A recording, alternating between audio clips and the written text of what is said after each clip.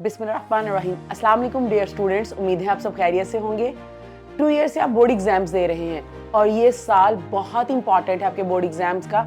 इसमें हमने best perform करना है जो आपको आपके डिजायर्ड इंस्टीट्यूट तक लेकर जाएगा, स्पेशली प्री इंजीनियरिंग और आईसीएस के स्टूडेंट्स ने, क्योंकि आपके matric first year entry test की बेस पर आपका आपके डिजायर्ड इंस्टीट्यूट में एडमिशन होता है।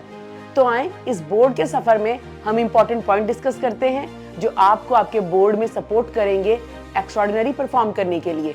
बात करते हैं आपके पेपर्स की टाइमिंग्स की। English, Urdu, physics, chemistry, biology and math के पेपर की टाइमिंग्स 3 आवर्स हैं एंड कंप्यूटर साइंस के पेपर की टाइमिंग्स 2 आवर्स 30 मिनट्स है। इस्लामियात एंड तर्जुमातुल कुरान की टाइमिंग 2 आवर्स की है।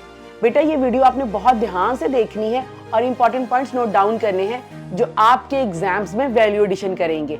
आपने अपने पेपर को दिए गए गिवन टाइम में किस तरह से पूरा करना है, ये सारी इंफॉर्मेशन आपको इस वीडियो में मिलेगी। बिफोर एग्जाम्स सबसे पहले आपने अपनी रोल नंबर स्लिप अपनी कैंपस से कलेक्ट करनी है। उसके बाद उसकी 3 फोटोकॉपीज करवानी है ताकि आपके पास उसका बैकअप हो।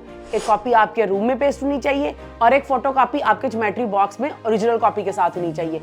फिर आपने अपने एग्जाम सेंटर को विजिट करना है और चेक करना है कि आपके घर से उसका डिस्टेंस कितना है। फॉर एग्जाम्पल, अगर आपके घर से डिस्टेंस 15 मिनट्स का है तो आपने 45 मिनट्स अर्ली निकलना है ताकि आप इजीली सेंटर तक पहुंच सके। पेपर से पहले आपकी स्लीप प्रॉपर होनी चाहिए। अगर आपकी नींद पूरी ना हुई तो आपके पेपर में आपको नींद आएगी और आपकी तबीयत भी खराब हो सकती है, जिसका इम्पैक्ट आपके पेपर पे आएगा। इसलिए आपने 5 to 6 आवर्स की स्लीप प्रॉपर लेनी है और लाइट सा ब्रेकफास्ट भी कर जाना है। ब्रेकफास्ट किए बगैर बेटा आपने नहीं जाना। ये वीडियो अगर पेरेंट्स भी देख रहे हैं तो प्लीज ये सारी बातें आपने मेक श्योर करनी है, खास तौर पर कि आपका बच्चा अपनी नींद पूरी कर जाए और ब्रेकफास्ट प्रॉपर कर जाए। उसके बाद आपका ज्योमेट्री बॉक्स कंप्लीट होना चाहिए। For example 2 pens, 3 markers, 2 scales और रोल नंबर स्लिप। बच्चों आपने इन चीज़ों का खास ख्याल रखना है। जो पेन आपके यूज में है वही आप साथ लेकर जाएंगे। उसके साथ आपने मार्कर फ्रेश इंक वाले कैरी करने हैं, मीन्स 604, 605 एंड राउंड टिप। आपके पास large scale for margin line and small scale for underlining के लिए होना चाहिए। न्यू पेन बिल्कुल भी नहीं लेकर जाना, वो आपका रिटन इंप्रेशन और स्पीड पे इम्पैक्ट करेगा। अब एग्जाम डे की बात करते हैं। बेटा डेफिनेटली आपका उस दिन पेपर होगा, आपने नमाज पढ़कर जाना है और कुरान भी पढ़ना है। दैट मीन्स सूरतें। कोशिश करें कि आप वो ड्रेस वेयर करें जिसमें आप कंफर्टेबल फील करें। टिश्यू पेपर भी आपके पास होने चाहिए ताकि अगर स्वेटिंग हो या स्केल साफ करना हो तो आपको सपोर्ट मिल सके। वाटर बॉटल भी साथ कैरी करें और ज्योमेट्री बॉक्स ट्रांसपेरेंट होना चाहिए। अगर अलाउ हो तो ट्रांसपेरेंट क्लिपबोर्ड भी आप लेकर जा सकते हैं। और मोस्ट इंपॉर्टेंट, रिस्ट वॉच जरूर कैरी करें ताकि आप अपने पेपर में टाइम मैनेज कर सकें और क्वेश्चन का टाइम सेट कर सकें। आपने हॉल में 10 मिनट पहले जाकर बैठ जाना है, जिसमें आपने जो सूरतें आपको आती हैं वो पढ़नी है और अल्लाह ताला से आपने पेपर अच्छे होने की दुआ करनी है जो आपको आपके पेपर में सपोर्ट करेगी, क्योंकि उस वक्त हमें सबसे ज्यादा जरूरत अल्लाह ताला की होती है। नेक्स्ट बात करते हैं आपके ऑब्जेक्टिव पेपर की। उसमें सबसे पहले आपने चेक करना है कि कुछ मिसप्रिंट तो नहीं है। इनकेस अगर है तो बेटा आपने हैंड रेज करके उसको चेंज करवाना है। उसके बाद आपने अपने रोल नंबर को रोल नंबर स्लिप से देकर लिखना है और पेपर कोड उसकी स्पेसिफिक जगह पर होना चाहिए। उसके बाद आपने अपने पेपर पे लिखी सारी इंस्ट्रक्शंस को रीड करना है, जिसमें मेंशन है आप कटिंग और ओवर राइटिंग नहीं कर सकते और एक से ज्यादा बबल भी फिल नहीं कर सकते। अगर किए तो 0 मार्क्स मिलेंगे। अपने बबल को ध्यान से फिल करना है और the most important, bubble fill करने का सीक्रेट, बबल को इनर से आउटर फिल नहीं करना, आउटर से इनर फिल करना है ताकि ना वो पार्शियली फिल हो और ना ओवर फिल हो। एक बात और, आपने MCQ number 1 option be slow बोलते हुए बबल पे जाना है, जिससे आपका बबल गलत नहीं होगा। अब बात करते हैं एमसीक्यू को अटेम्प्ट करने की। आपको टिप्स में बताया गया है how to solve a single MCQ. Number 1, read the statement carefully with 4 options. सबसे पहले आपने एमसीक्यू और 4 ऑप्शंस को ध्यान से रीड करना है। देन थिंक, फिर आपने सोचना है कि उसने कीवर्ड क्या पूछा है, जिसको आप आइडेंटिफाई करके राइट आंसर पे जाएंगे। Solve whenever it is necessary. Solve करने वाले एमसीक्यू को हम सॉल्व करेंगे, जैसा कि मैथ के क्वेश्चंस और फिजिक्स के, केमिस्ट्री के न्यूमेरिकल्स। हमने प्रॉपर स्टेप्स के साथ सॉल्व नहीं करना। एमसीक्यू को हमने जस्ट 1 or 2 स्टेप्स से सॉल्व करना है। Justify your answer. आपने आंसर को जस्टिफाई करना है। अपने बबल को फिल करने से पहले अल्फा, बीटा, चार्ली, डेल्टा को कॉन्सेप्ट वाइज रिकॉल करना है कि बीटा राइट आंसर क्यों है और अल्फा, चार्ली, डेल्टा रॉन्ग क्यों है, ताकि सुरमे की कमी ना हो। कि आंसर आपके सामने था और आपको नजर नहीं आया, आपने इसको जस्टिफाई करना है। मुझे कमेंट में जरूर बताइएगा कि क्या आप कंफ्यूज होंगे, आप रॉन्ग बबल फिल करेंगे? बिल्कुल भी नहीं, आप ऐसा कुछ नहीं करेंगे, क्योंकि ये आपको सपोर्ट करेगा रिकॉल करने में। केयरफुलनेस, हर एमसीक्यू को आपने ध्यान से करना है। इन पैरामीटर्स को इंप्लीमेंट करते हुए आपका कोई भी एमसीक्यूज गलत नहीं होगा, आपको फुल मार्क्स मिलेंगे। लास्ट पे आपने एमसीक्यू को रिवाइज करना है और उसके लिए अपना टाइम सेव करना है कि कोई एमसीक्यू स्किप तो नहीं हुआ, आपने सारी कंप्लीट किए हैं, बबल प्रॉपर फिल किए हैं। ये सारा प्रोसेस आपने गिवन टाइम में करना है। सब्जेक्टिव पेपर की तरफ आते हैं। सबसे पहले शीट काउंट पूरा कर लें, फिर आपने आंसर शीट पे इंस्ट्रक्शंस को रीड करना है और चेक करना है कि कोई पेज टर्न आउट तो नहीं है, कहीं कुछ मिसप्रिंट तो नहीं है। अगर है तो अगेन हैंड रेज करके आपने शीट को चेंज करवाना है। देन अपना नेम, रोल नंबर और तमाम इंफॉर्मेशन लिखनी है और रोल नंबर के बबल को प्रॉपर फिल करना है। फर्स्ट पेज की बैक साइड पे आपने कुछ नहीं लिखना। उसके बाद आपने आंसर शीट पे 0.75 of an inch margin line लगानी है।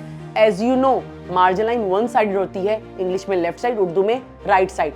While attempting short answers, question number 2 के फर्स्ट पार्ट को रीड करें, वो आपको सबसे अच्छा आता है उसे अटेम्प्ट करें, लेकिन डायरेक्ट अटेम्प्ट नहीं करना, आंसर को पहले रिकॉल करना है।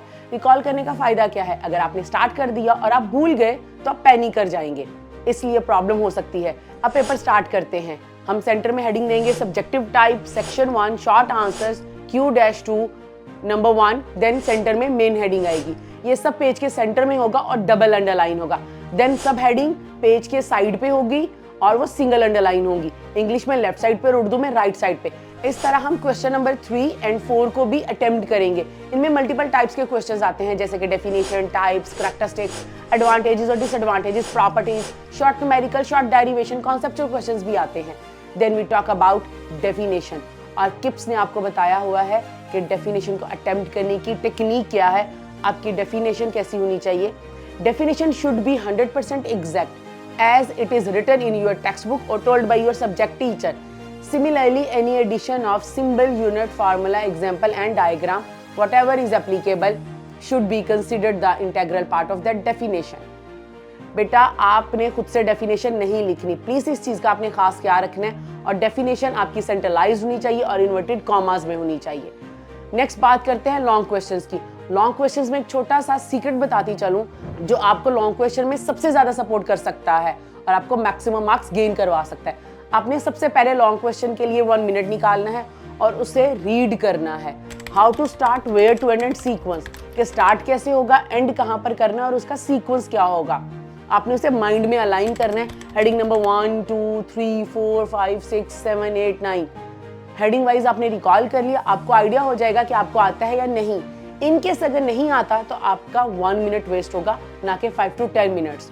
एक छोटी सी टेक्निक जो मेरे टीचर ने मुझे बताई थी कि कुछ क्वेश्चंस की हेडिंग्स हम भूल जाते हैं, उन हेडिंग्स के फर्स्ट लेटर को लेकर एक फनी वर्ड बनाएं और रैंडम हम डिस्कस करें तो वो हमें कभी नहीं भूलेगा।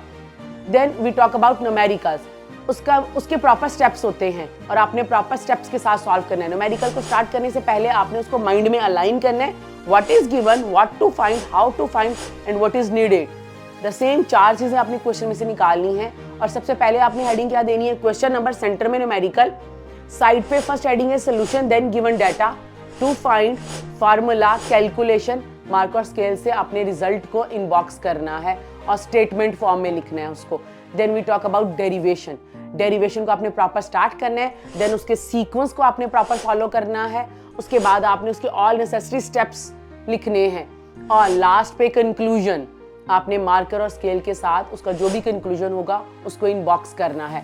डायग्राम आपने ब्लू पॉइंटर से ड्रॉ करनी है, उसकी प्रॉपर लेबलिंग करनी है और टाइटल लिखना है। देन मार्कर और स्केल के साथ इनबॉक्स करना है। और सबसे ज्यादा इंपॉर्टेंट, डायग्राम पेज और आंसर के सेंटर में होनी चाहिए। इंपॉर्टेंट स्टेटमेंट और फार्मूलाज को मार्कर और स्केल की मदद से बॉक्स करें ताकि पेपर डिसेंट और अट्रैक्टिव लगे, जिससे एग्जामिनर आपको मैक्सिमम मार्क्स प्रोवाइड करे। अब बात करते हैं after paper. 5 to 7 minute revision के लिए सेव करें। पेपर कंप्लीट होने के बाद उसे रिवाइज जरूर करें। एग्जामिनर को पेपर हैंडओवर करें, सिर्फ सीट पर छोड़कर मत आए। पेपर हैंडओवर करते वक्त आयतल कुर्सी पढ़ें और दुआ करें कि अल्लाह ताला आपको कामयाबी दे। उसके बाद अपनी role number slip, geometry box और तमाम एक्सेसरीज वापस कलेक्ट करना बिल्कुल ना भूलें। और लास्ट में सबसे इंपॉर्टेंट बात, रिमूवर बिल्कुल नहीं लेकर जाना। अगर रिमूवर यूज हुआ तो यूएमसी बन सकती है। यूएमसी का मतलब है अनफेयर मींस केस, और आप 3 साल तक किसी भी एग्जामिनेशन हॉल में अपेयर नहीं हो सकते। Answer sheet and question paper पे कोई भी एक्स्ट्रा मार्क, साइन और डॉट आपने नहीं लगाना जो प्रॉब्लम क्रिएट करे। एंड मोस्ट इंपॉर्टेंट बेटा, अपने बॉल पॉइंट यूज नहीं करनी, खास तौर पे पंजाब बोर्ड के स्टूडेंट्स ने। अल्लाह ताला आपको आपके एग्जाम्स में कामयाबी अता करे। So wish you very best of luck first year. Thank you. Allah Hafiz.